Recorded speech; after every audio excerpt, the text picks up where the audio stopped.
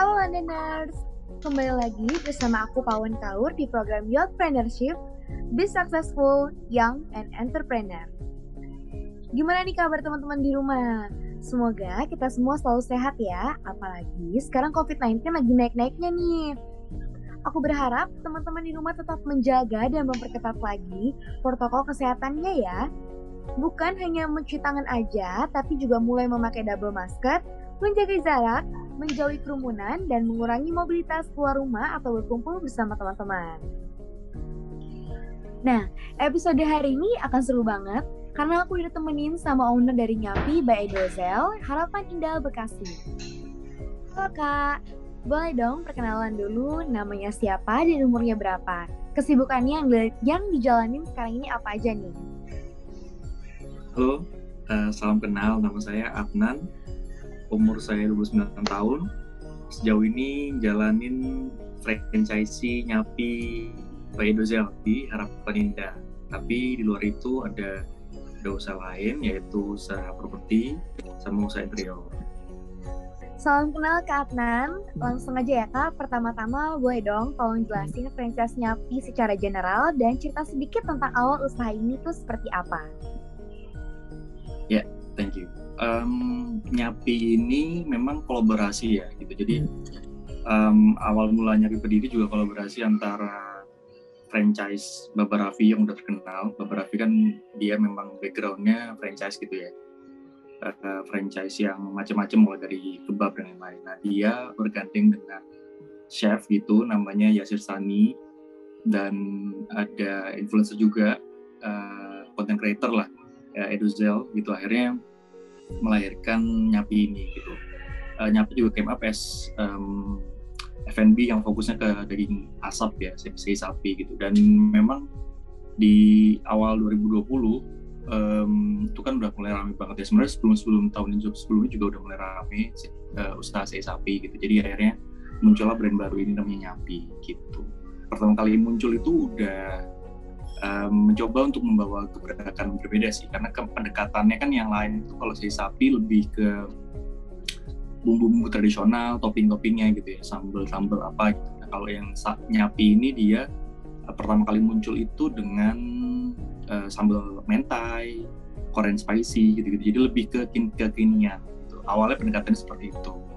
Cuman growing, mengikuti sama kebutuhan atau permintaan dari pasar juga.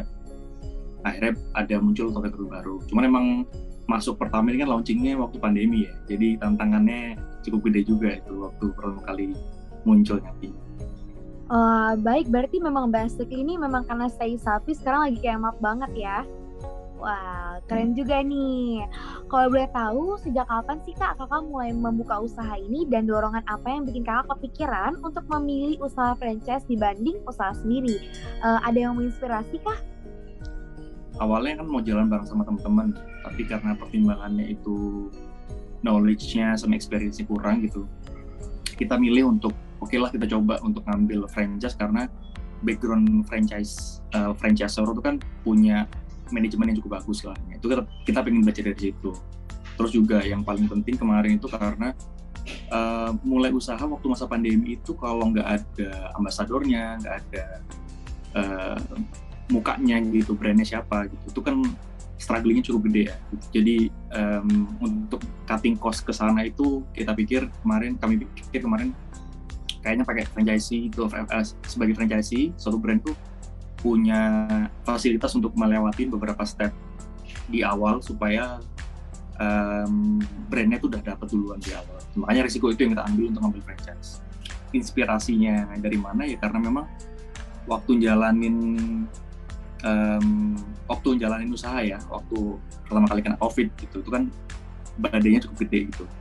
Dan observasinya saya sama teman-teman sebenarnya karena ngelihat dari usaha selama pandemi itu yang survive ya F&B, jadi kita pikir ya memang awalnya kita mau jalanin F&B gitu. Cuman dibanding jalanin sendiri, bikin nama sendiri dari awal gitu kan, itu cost-nya lumayan gede untuk dapat brand recognition lah gitu. Makanya kita pilih franchise Nyapi gitu kurang lebih. Anyway, tadi di awal kakak sempat mention kalau kakak juga punya kesibukan seperti bekerja, kayak mempunyai usaha-usaha, terus ada main di bagian interior juga, lumayan sibuk ya berarti. Nah, gimana nih Kak supaya bisa mengatur time manajemennya sambil melakukan pekerjaan franchise ini? Cara mengatur waktunya itu dan triknya seperti apa sih? Sebagaimana teori entrepreneur sejauh ini gitu ya, yang belakangan ini memang di masa tahun ini itu juga lagi ramai juga ya masa-masa kolaborasi gitu. Jadi sebagai pengusaha dari awal memang jalanin usaha ada fokusnya masing-masing gitu. Jadi untuk manage usaha 1, kedua, dan ketiga itu ya memang dengan adanya kolaborasi itu cukup membantu ya, karena dengan adanya itu kita bisa set up time di 1 minggu itu bagi-bagi waktu gitu, kayak di hari apa untuk usaha apa, hari apa untuk usaha apa, jadi dimaksimalkan ke situ dulu.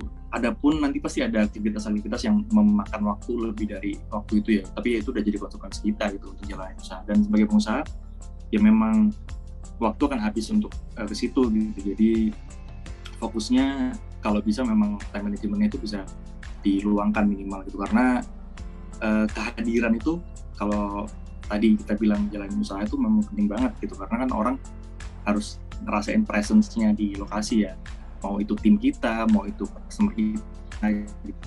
Nah, kita bangun emosi juga di situ. Jadi ngatur waktunya sih ya memang harus bagi-bagi gitu, dari satu dua harus kemana-mana gitu. Ya, berarti dengan dibantunya kolaborasi ini baru bisa terbentuk pembagian waktunya ya, Kak. Oke. Kembali lagi ke Nyapi. Kalau menurut kakak sendiri nih, yang membedakan setiap outlet franchise Nyapi sama yang lain tuh apa ya? Lalu apa yang menjadi keunggulan dari Nyapi di Harapan Indah? Ya, yang bedakan Nyapi, Harapan Indah, dan yang lain sebenarnya sih harusnya nggak ada ya.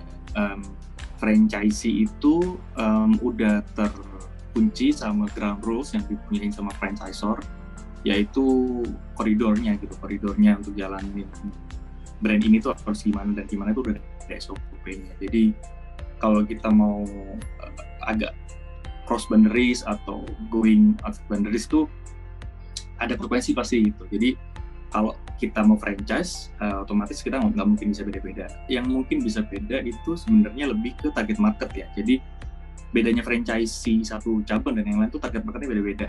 Ada yang fokusnya targetnya itu lebih ke residensial, ya warga. Kalau misalkan ngaruh gaming, sekolah itu ada, itu juga jadi salah satu target gitu. Ada juga lokasi lain seperti di Jakarta itu lebih banyak residensialnya atau targetnya itu lebih ke orang kantor gitu, dan marketnya di apartemen sendiri juga berbeda gitu. Jadi yang membedakan franchisee antar cabang itu lebih ke target market. Tapi kalau dari produk harusnya sih sama, terus the way service-nya juga harusnya sama gitu. Kalau dari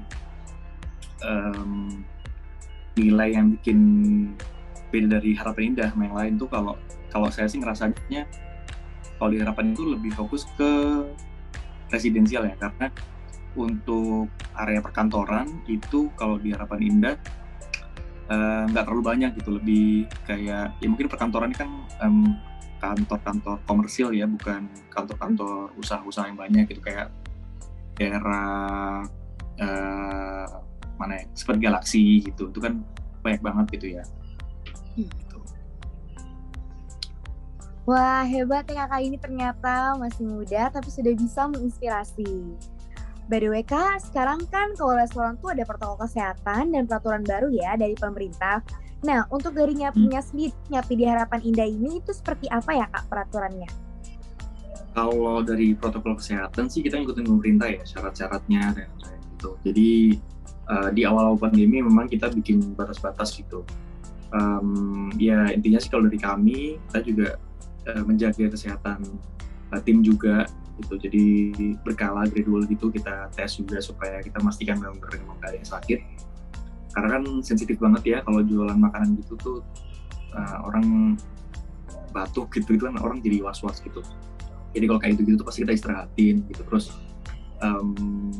juga kalau misalkan emang pernah ada juga yang sempat COVID juga, itu juga kita isolasi mandiri dulu sampai clean gitu, negatif, baru masuk lagi. Terus kebersihan juga ya memang kita selalu sedia disinfektan, hand sanitizer, tempat cuci tangan gitu. Jadi ya benar-benar memfasilitasi pengunjung gitu kalau memang dia mau datang bisa safe juga gitu. Terus untuk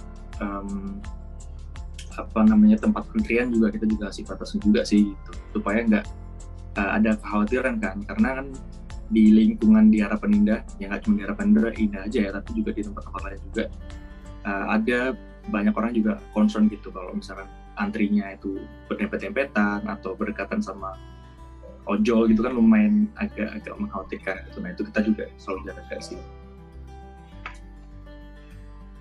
Wah, bijak juga ya berarti. Jadi tetap aman nih untuk pengunjung atau teman-teman yang mau makan ataupun take away di Nyapi Harapan Indah. Anyway Kak, ada nggak nih kesulitan yang Kakak alami selama buka usaha ini? Dan kalau ada, coba ceritain sedikit dong Kak, gimana cara mengatasinya? Ya, kalau dari kesulitan memang sebagai franchisee ya, itu kan tantangannya kita punya koridor, ada ground rules yang harus kita ikutin gitu. Terus juga ruang gerak kita juga nggak bisa banyak gitu, karena memang udah di setup sama franchisor. Jadi ya memang ekspektasinya kita harus sebagai franchisee harus aktif juga untuk komunikasi dengan franchisor gitu. Jadi kemarin itu kendalanya memang tantangannya ya tadi sih, karena kita sebagai franchisee itu kan kita punya ideologi, punya kemauan gitu ya untuk pengen A, pengen B gitu untuk menjalani usaha. Tapi kan karena kita terbatas ya ngomong-ngomong kita harus negosiasi, memberikan saran-saran kepada franchisor gitu. Jadi gimana pun kita juga sebagai franchisee perlu dapat fasilitas, dan kita juga bisa berkolaborasi dengan franchisee lain di cabang-cabang lain, tujuannya untuk sama-sama satu suara, sama-sama punya program yang sama gitu untuk disampaikan kepada franchisor. Cuman memang tantangan yang jalanin selama masa pandemi ya gitu, karena Nyapi ini kan pertama kali muncul waktu pandemi, dan itu di awal-awal memang bagus gitu. Jadi karena di awalnya kita masuk bulan September, terus kita running, dan September itu kan sebenarnya udah declining ya siklusnya COVID waktu itu. Jadi kita udah ngerasain udara segar waktu di awal-awal. Cuman going to 2021, terus ada PPKM gitu kan, lockdown mini gitu, itu juga akhirnya kita kena juga lah. Kita kena trafficnya kurang, terus trustnya orang untuk berkunjung visit juga kurang gitu. Jadi ya mau nggak mau kita sempat mengatasinya dengan kita jemput bola gitu. Mau nggak mau emang harus kayak gitu kan, kita harus jemput bola, mulai berinteraksi sama audiens gitu. Jadi kalau misalkan memang lewat sosial media kita langsung tanggapin, kita terima pesanan online, terus kemudian juga kita siapin kurir buat anter gitu. Jadi kita memfasilitasin orang supaya nggak ada kendala buat mereka untuk memesan. Cuman memang ada efek pengaruh yang berbeda semasa COVID ini terhadap responnya orang-orang gitu kan. Kalau orang-orang responnya sama COVID ini kan dia masih ragu-ragu juga pengiriman itu harus kayak gimana gitu. Nah itu kita ngikutin ya, kita juga kita sebagai franchisee, kita pelaku usaha juga kan. Nah kita juga harus mengikuti siapa yang leading nih di marketnya gitu. Nah kita kemarin ngikutin McD lah. McD itu kan mereka protokolnya bagus. Jadi kita ikutin mereka mau wrapnya kayak gimana, terus shape-nya gimana, supaya ketika orang itu mau take away atau mau order via WA dan DM gitu, itu mereka ngerasa safe waktu mereka terima barang. Jadi memang kendala tantangannya adalah lebih ke menghadapi kondisi sekarang sih gitu. Nah itu yang kita selalu coba pikirin, gimana caranya kita harus berinovasi terus, kita harus ngakalin gitu gimana caranya biar kita bisa survive gitu. Wah, tidak gampang ya ternyata. Balik lagi nih ngomongin pandemi Kak, gimana upaya Kakak agar usaha ini semakin berkembang dan bertahan dari pesaingnya?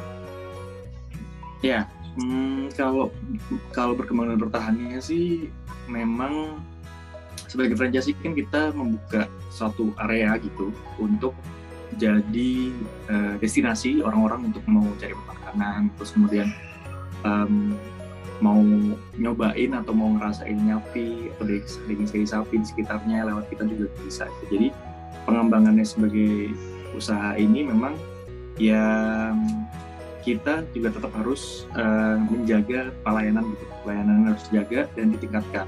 Yang awalnya kita cuma biasa aja, nah kita coba ikutin SOP pelayanan yang lebih baik, terus kita coba terapin ke tim kita. Itu pengembangan indeks internal. Terus juga dari evaluasi operasional di awal itu kan memang kita juga harus menjaga efisiensi ya gitu. Nah, pengembangan internal itu juga itu jadi fokus kita di pertama. Nah, di eksternal itu kita sebagai franchisee memang juga harus melihat peluang-peluang gitu. Kalau emang di daerah sekitar situ tuh ada peluang apa yang bisa kita ambil. Nah, pengembangan kami sih kita coba untuk mau masukin yang belum ada di sekitar itu ya, karena kita franchisee dan kita juga usaha F&B. Misalkan opportunity-nya minuman gitu, kita coba masukin minuman ke tempat kita yang mungkin bisa berkolaborasi juga gitu dengan Nyapi yang di peraturannya nggak bertabrakan, itu kita bisa masuk. Jadi as a franchisee kurang lebih pengembangan ke situ. Jadi kalau misalkan nanti kedepannya itu akan ada gebrakan apa lagi dari Nyapi, nah itu yang kita sebagai franchisee selalu memberikan saran feedback ke franchisor gitu. Ini baiknya gimana, evaluasi bagus apa enggak. Jadi kita sebagai ujung tombak si franchisor di lapangan dan harus menyampaikan apa adanya feedback nih dari klien-klien kita, dari pengunjung-pengunjung kita gitu. Oke, baik. Nah, terakhir nih Kak, sebelum menutup acara kita kali ini, boleh dong Kak kasih sedikit tips atau pesan buat teman-teman luar sana yang ingin menekuni usaha di bidang kuliner. Oke, kalau tips and trick, mau apapun usahanya sih sebenarnya tipsnya adalah visibility study ya. Jadi memang harus mendalami dan nggak boleh terburu-buru gitu. Jadi kalau mau jalan usaha harus benar-benar sudah terkaji, sudah terpelajari dengan baik apa peluangnya, terus kemudian apa risikonya gitu, SWOT-nya dapat, kemudian kurang lebih juga dari segi marketnya gitu. Jadi marketnya ini kayak gimana, kita harus benar-benar memahami audiensnya, targetnya siapa gitu. Jadi jangan sampai salah sasaran. Kita harus benar-benar bisa memastikan bahwa di posisi pesimis dan lebih pesimisnya lagi misalkan gitu ya, itu kita bisa survive dulu gitu. Jadi ketika itu udah survive, mungkin memang timeline break-even point-nya atau return on investment-nya itu akan panjang, tapi minimal tuh ada waktu survive-nya yang bisa lebih, yang memang sudah terjaga dari awal. Jadi kalkulasinya memang harus siap untuk for the worst, untuk pesimis gitu. Jadi kalau misalkan jalan usaha jangan hanya optimisnya, hanya manis-manisnya yang dipikirin, tapi pahitnya juga gitu. Ya, aku setuju banget nih sama Kak Adnan. Itu dia tadi kita sudah mendengarkan jawaban dari Kak Adnan mengenai awal mula pembangunan bisnis franchise ini. Terus tadi juga sempat menyinggung mengenai time management. Terakhir itu ada pembahasan mengenai upaya pengembangan bisnis di situasi pandemi. Banyak sekali pelajaran yang dapat kita ambil. Semoga wawancara episode kali ini dapat dijadikan motivasi yang baik untuk karir kalian yang ingin membuka usaha kuliner. Terima kasih banyak Kak sudah meluangkan waktunya untuk Yotpreneurship. Semoga usahanya semakin lancar. Kalau begitu, sampai jumpa kembali di episode Yotpreneurship selanjutnya teman-teman. Yotpreneurship, be successful, young, and entrepreneur.